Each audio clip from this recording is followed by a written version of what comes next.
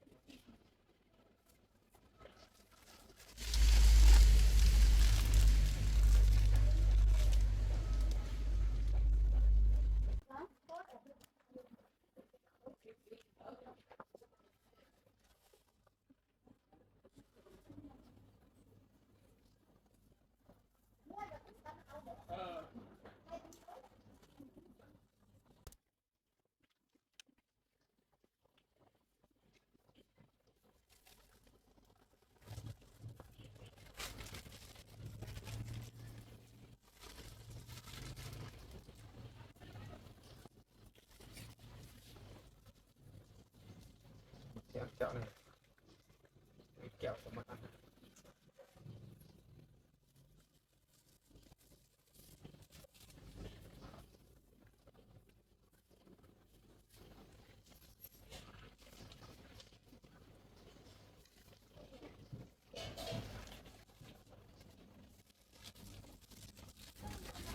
Đậu xanh rồi pha trong mật ong.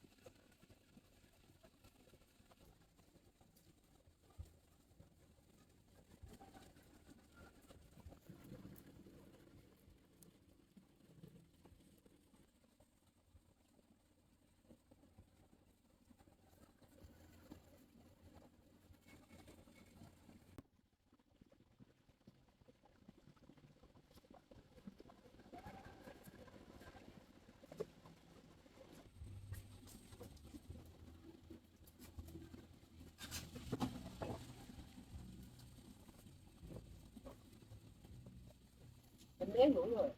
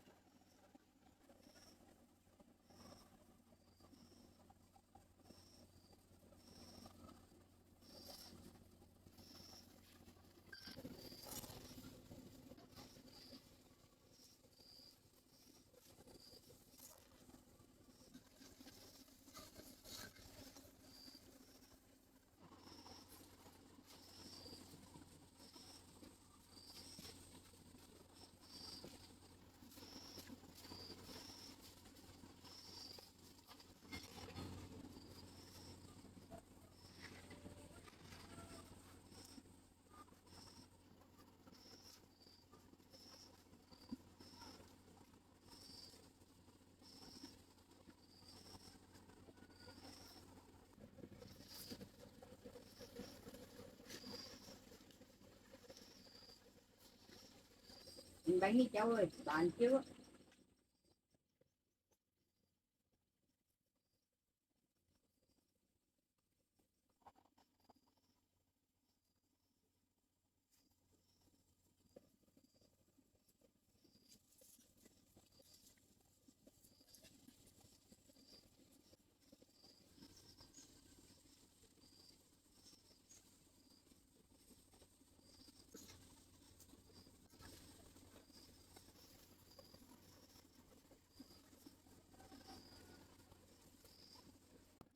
Cháu ơi nguồn lắm, nguồn cháu đem đi bán thì sẽ quân trong làm nó mua đấy.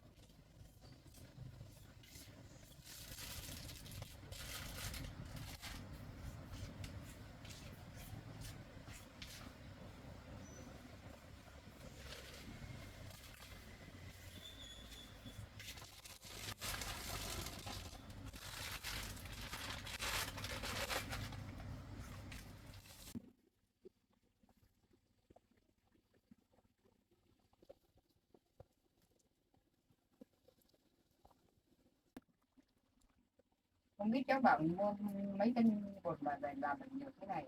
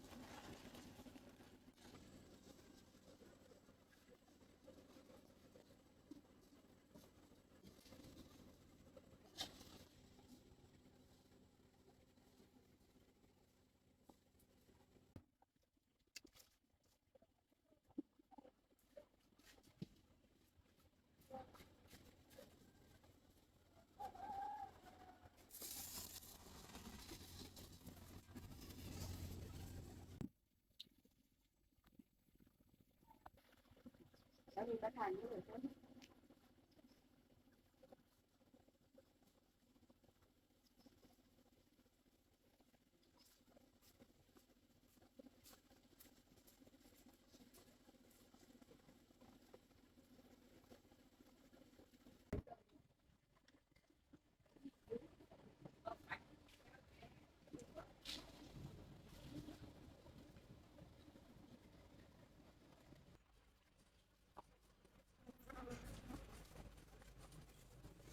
Có đứa này để mọi người ăn. Trước cái cô mà quẹt được đây. Ôi, chào cô.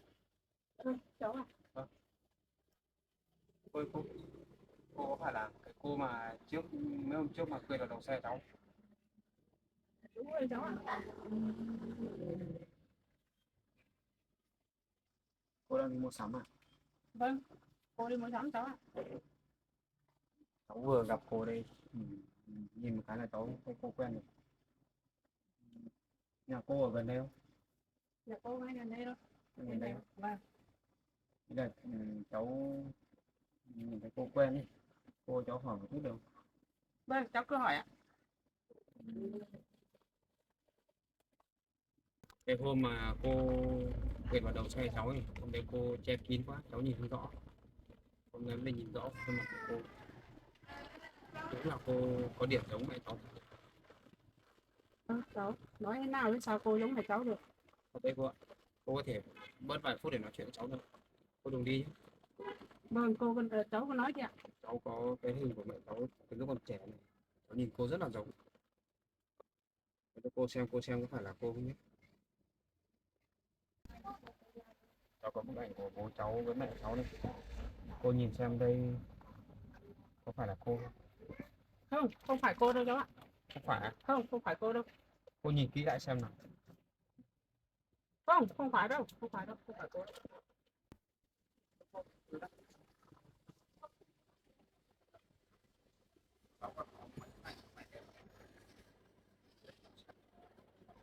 Không phải đâu, không phải đâu. Không phải cô á? Không, không phải là anh cô đâu. Ở đấy cháu nhặt ở đâu vậy đấy? Nhưng mà sao nhìn cô giống mẹ cháu thế? Cô không biết đâu. Cô không biết mẹ cháu là ai.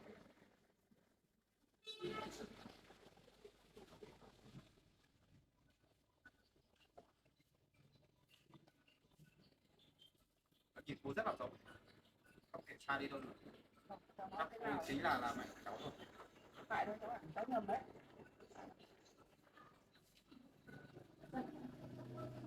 Đi, cái mẹ, đi. Thế cô cháu là tên gì ấy?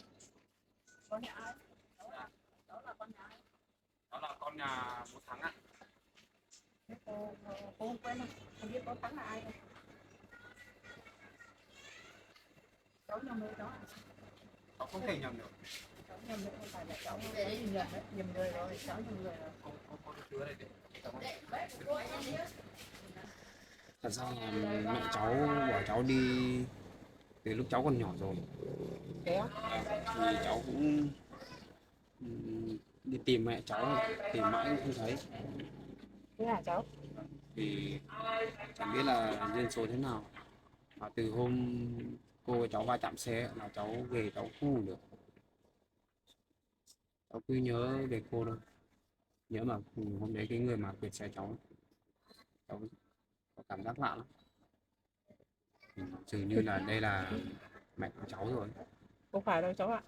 Thật Cháu mà nhìn đây, nhầm người rồi. đây cháu còn có cái ảnh của mẹ cháu lúc còn trẻ này. Cô nhìn xem, cô nhớ xem nào. Đây là lúc mẹ cháu còn trẻ này, lúc mẹ cháu 26, 27 tuổi đấy. À, đây là ảnh mẹ cháu à? Vâng. Đây này. Lúc trẻ đẹp gái ấy nhỉ? Vâng. Cháu chắc chắn là cô là mẹ của cháu rồi. Không phải đâu. Đây nhìn những cái điểm này là nhau này. Cháu Hay là cô ảnh của mẹ cháu với cô thôi.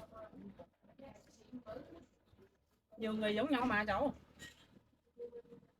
Cháu cứ bảo cô là mẹ cháu. nhưng mà thế nhà cô gần đây đúng không? Vâng, nhà cô Hay là ở để đây. cho cháu lên nhà cô chơi? Không, cô không cho lên được đâu. Cháu lên chơi cho biết nhà. Tôi lần sau đó. Em lên nhất cháu nhất. Bây giờ cô đang bận lắm. Cô còn mua hàng xong cô còn xuống dưới kia có ít việc nữa. Cô chưa về nhà đâu. Cháu tên là Bảo đấy. Cháu là Bảo á. Vâng. Cô không nhớ chị ạ?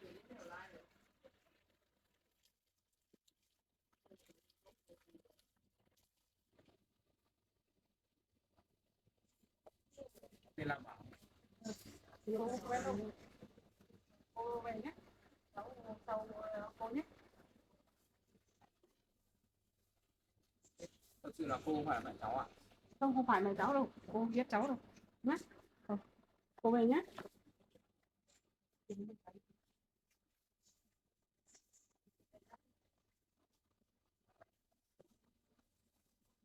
Ôi,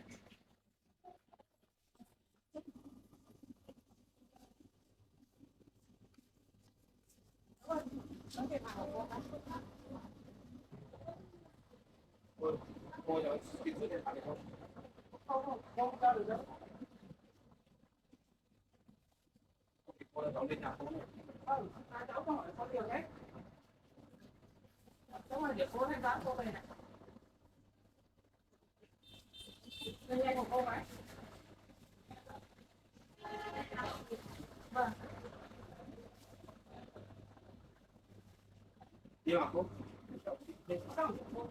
Có gì thì mình Cô về nhé. Ôi.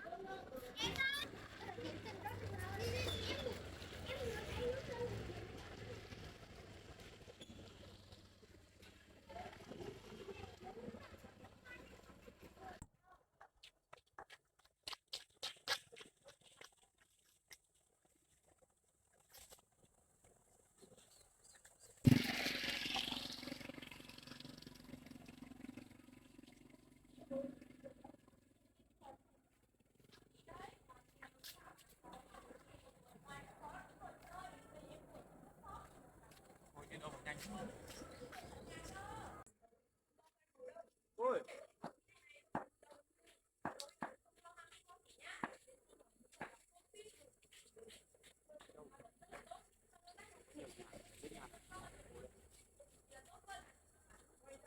Ôi.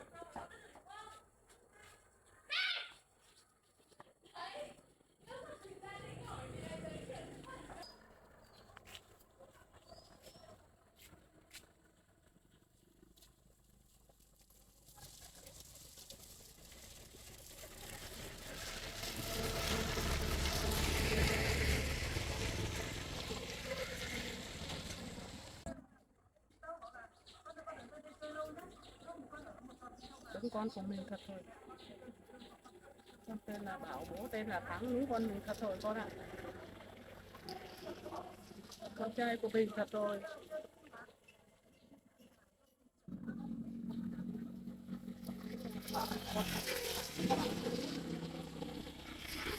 Đã lớn như này rồi. Thắng cũng lập gia đình hết rồi. Con trai của mẹ thật rồi con ạ. Mẹ cũng nhớ con lắm, nhưng mẹ không biết làm sao được. Bây giờ con đã trưởng thành rồi, chắc con có lập gia đình, có con, có cháu rồi. Nhưng mà mẹ cũng nhắm nhận con. Mẹ có lỗi với con nhiều lắm con ạ.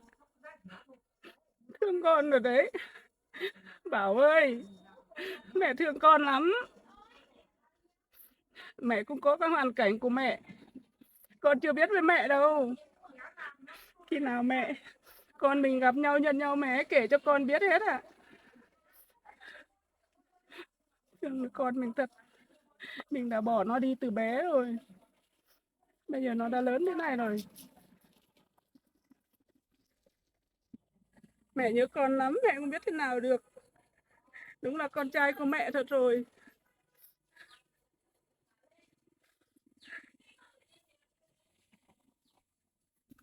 Bảo ơi, con lớn thật rồi. Đúng là con trai của mẹ đẹp trai thật đấy.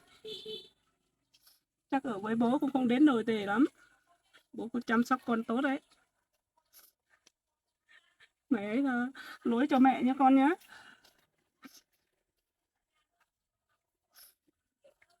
Bây giờ con đã có gia đình hết rồi phải không con?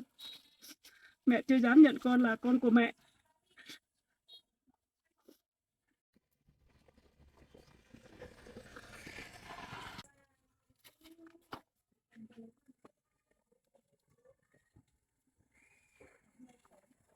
Con đi đâu rồi nhỉ?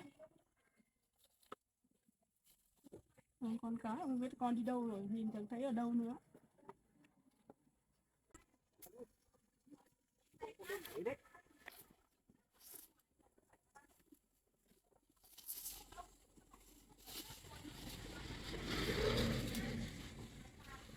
Con biết mình cũng không cho con gặp mình nữa, để khổ con nữa thôi.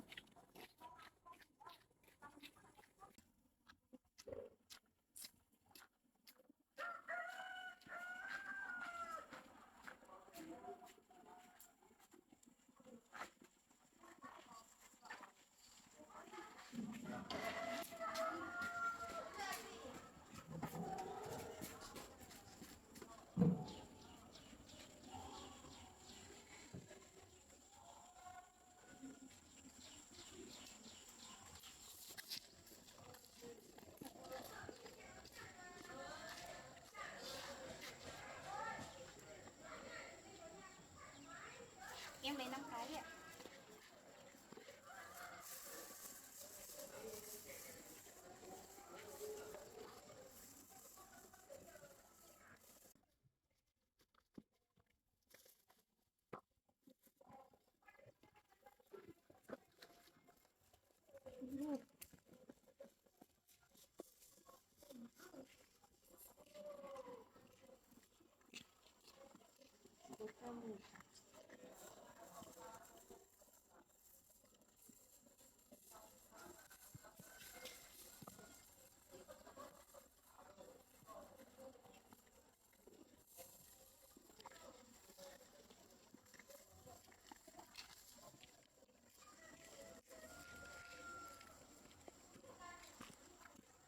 Chị nha. 3 tiền một cái thì cho em 20.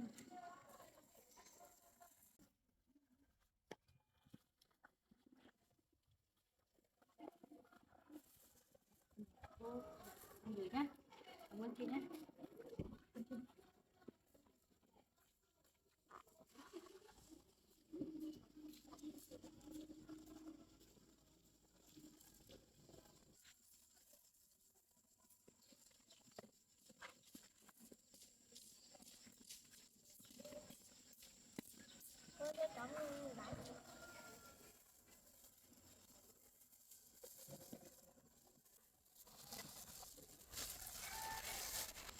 Cô gửi cho cháu 10.000 đấy.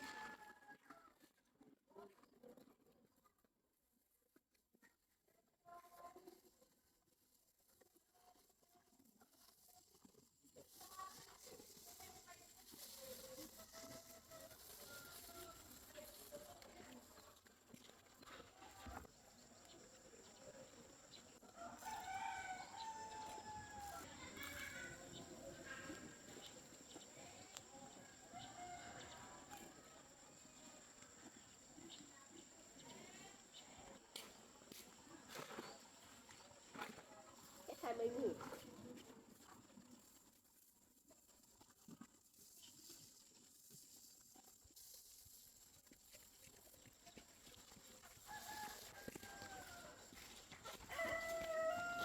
Bánh gì ấy? Bánh giá nào? Bao nhiêu tiền một cái? 5.000 á? Bằng này 5.000 á? 10.000 à? Đi hết đi hết.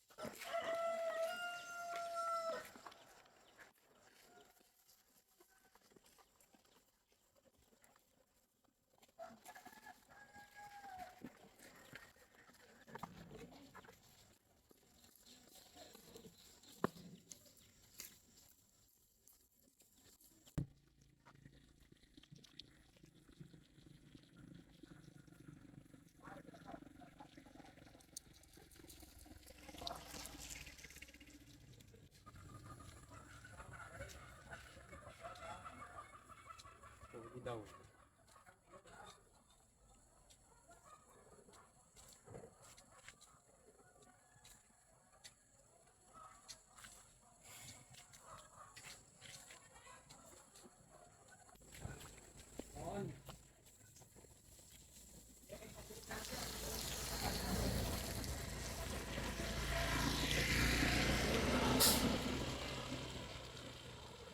Chắc chắn cô đừng làm được.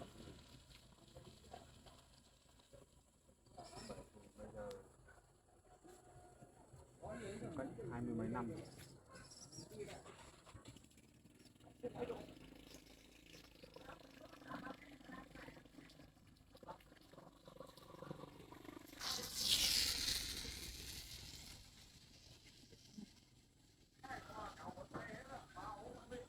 Chắc là do mình nhớ mẹ quá rồi, nhầm lẫn người này với người kia.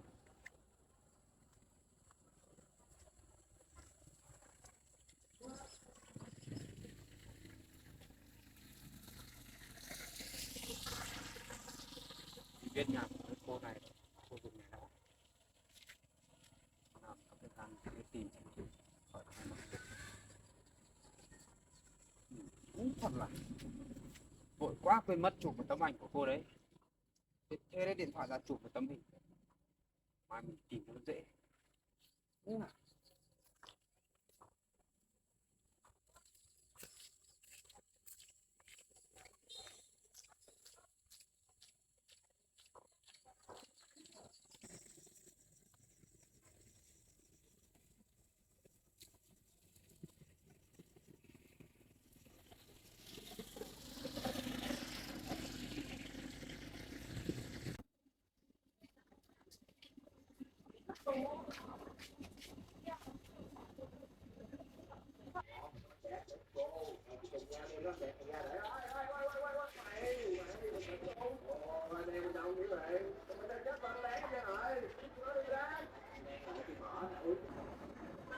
chưa.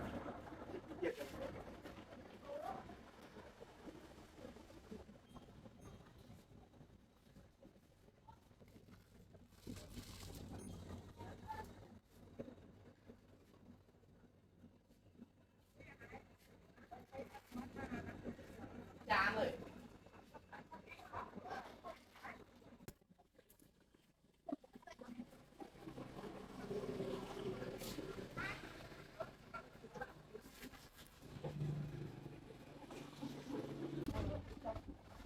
Tổng của em bao nhiêu?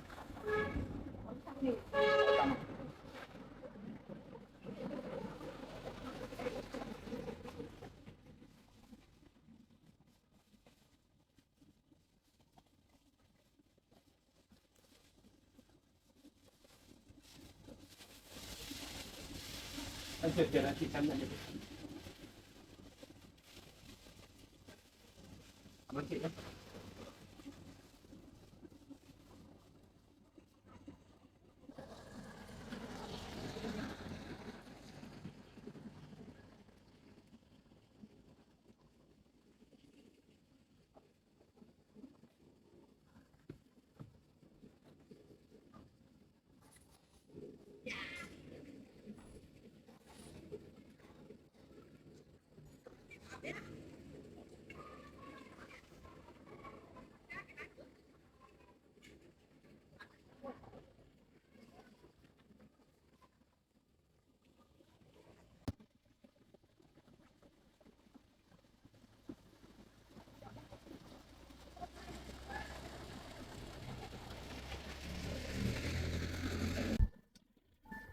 Tiếc thật đấy. Biết thế này nhanh trí một chút nữa chụp được tấm ảnh của cô ấy. Bây giờ chính bố cũng còn không biết mẹ đi đâu ấy. Bây giờ bố có mẹ bây giờ rồi thì chắc bố cũng không quan tâm. Còn riêng mình ấy, mình phải tìm bằng được mẹ đẻ của mình.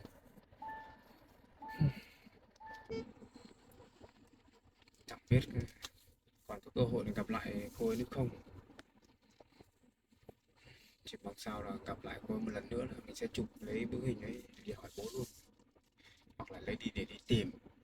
Có hình của cô ấy đi tìm nó cũng dễ. Bây giờ hỏi chắc chắn mọi người xung quanh họ sẽ không biết.